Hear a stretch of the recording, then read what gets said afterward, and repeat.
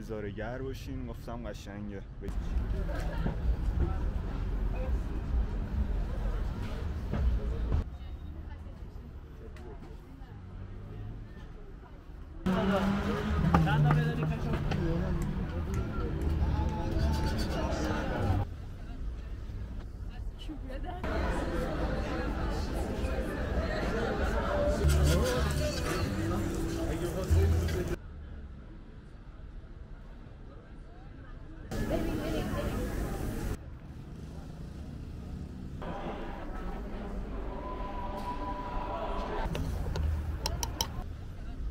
سلام به برابکس یوتیوب رفقا، حالتون چطوره؟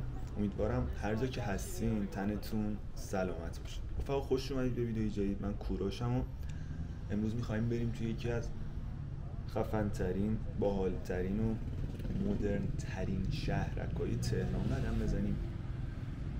شما برج میلاد و نظاره‌گر باشین. گفتم قشنگه بگیرم براتون.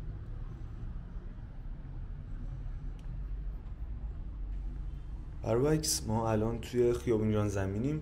اول اینجا رو بهتون نشون میدم و بعدش هم بقیه جاها رو براتون زیرنویس میکنم که بدونید کجامو دارم کجا قدم میزنم. شهرک غرب یکی از شهرک‌های مرفه نشین شمال غرب تهرانه. توی منطقه 2 تهران قرار گرفته.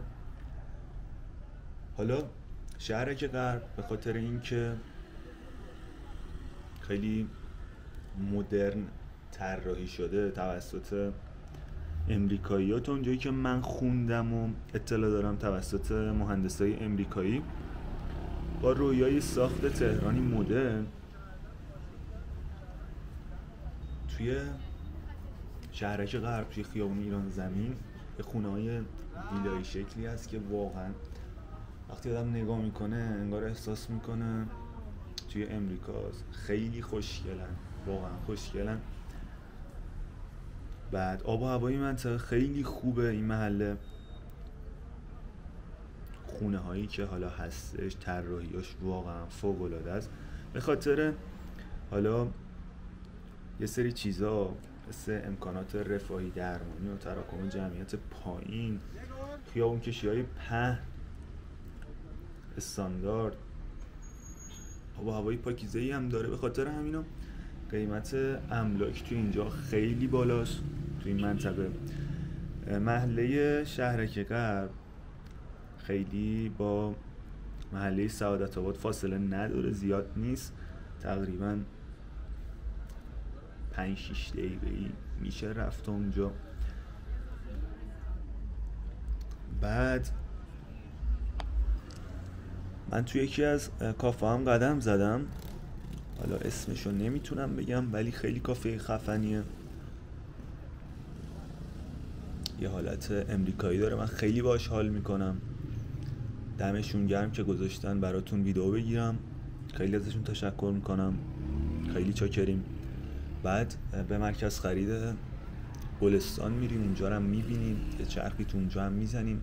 این مرکز خریدم یکی از مرکز خریدهای واقعا خفن و لوکس اینجاست. با اینکه قدیمیه ولی طراحیش خیلی باحاله. حالا یکی از